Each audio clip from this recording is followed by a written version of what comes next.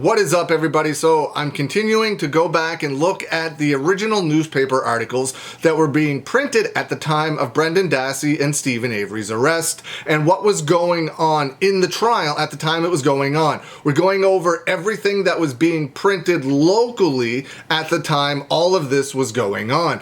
This article is from March 12, 2006 and is from the Madison, Wisconsin State Journal, and I will put everything up on the screen for you as well. This one talks about how Steven Avery's lawyer worried about a fair trial.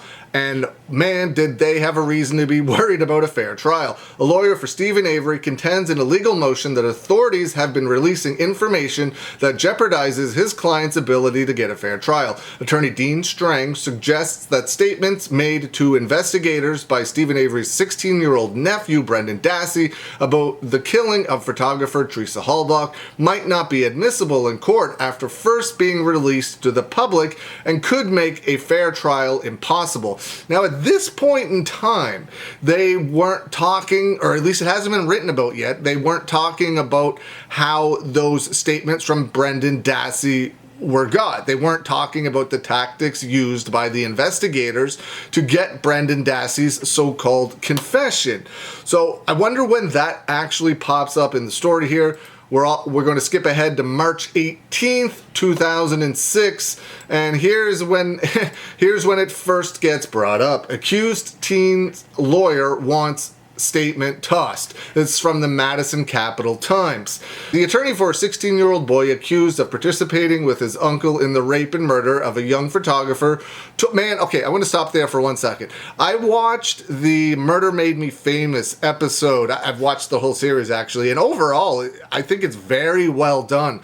But that particular episode, the one that focused on Steven Avery, was absolutely insane and filled with a whole bunch of inaccuracies, and I don't know if they just didn't do the research, like even on both sides, like whether you think he's innocent or guilty, they were wrong on both sides of the coin. It was a really weird episode of that show. If you do see it, I would not take anything that was said in that episode from either side to be factually correct. They had some things in there that were okay, but as the most part, it was very wrong. It's on YouTube if you want to check it out. The attorney for a 16-year-old boy accused of participating with his uncle in the rape and murder of a young photographer told a judge Friday he would seek to bar prosecutors from using the boy's statement to investigators as evidence. Attorney Len Kaczynski, who eventually on his own went to jail, didn't say in court Friday why he thought the judge should not allow Brendan Dassey's 4-hour videotaped statement as evidence.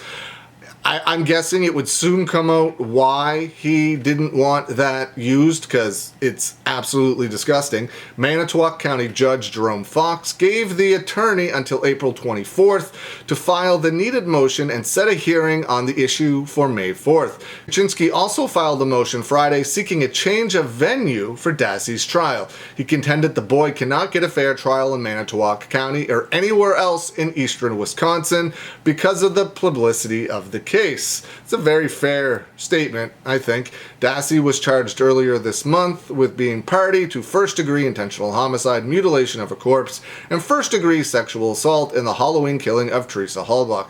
Now, Steven Avery at one point was also charged with mutilation of a corpse, and he had those charges dropped. So in their minds, they think Brendan Dassey mutilated this corpse all on his own, which, man, it's some of the dumbest things you can ever read or learn about in this case. It's absolutely stupid. This one is from the Madison, Wisconsin State Journal.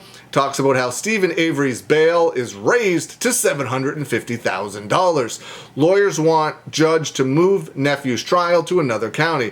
A judge raised the bail Friday for a man accused of raping and murdering and mutilating. See, at this point in time, he's still being charged with the mutilating of the corpse, but that eventually got dropped.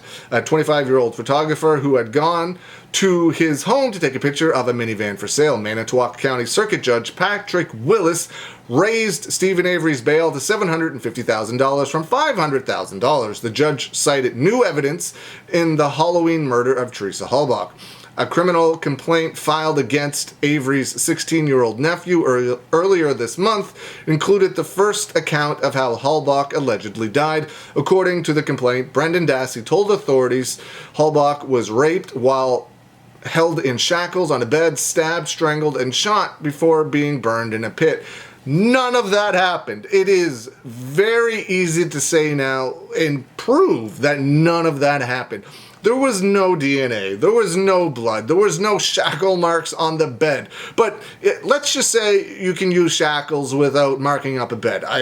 Who knows? However, the fact that there was no blood and no DNA and nothing found on the mattress, on the sheets, in Steven Avery's bedroom, nowhere, proves that none of that happened and Brendan Dassey had absolutely nothing to do with any of this. This is no longer a purely circumstantial case, the judge said Friday. The level of violence alleged in the complaint is greater than it was before. Dean Strang had asked the judge to allow Avery to put up a mortgage on family property. There is nothing to suggest he tries to run away, Strang said, referring to Avery's numerous media interviews and cooperation with police before his arrest in November of 2005. Special Prosecutor Ken Kratz had asked the judge to deny bond for Avery and increase it to $2 million. Woo! Absolutely ridiculous, some of the things that are in here. They keep, I mean, at this point in time, they didn't know any better, right? The trial was not begun yet. They haven't gone over any of the evidence. So for the papers to be printing this, you could understand why they were doing it, because there was nothing out there to tell them that it was wrong at this point in time. They didn't know that there was no DNA evidence found in Steven Avery's bedroom belonging to Teresa Halbach or Brendan Dassey. She was never in the bedroom. She was never on that bed. She was never raped by Brendan Dassey. She was never stabbed, shackled, nothing. Her hair was never cut. All of that stuff is completely made up. None of that happened. But to be fair, at this point in time, the news media outlets likely didn't know any of that because it wasn't happening. It wasn't explained yet in court that none of that stuff existed. It's going to be very interesting how this moves forward to when the media realizes, hey, there's something fishy going on here. Like I said, it's going to be extremely interesting to see how this continues to go on. What do you think? What do you think of the articles from today? Let me know. Leave some comments below. I hope you're having a good day, and I will see you again soon.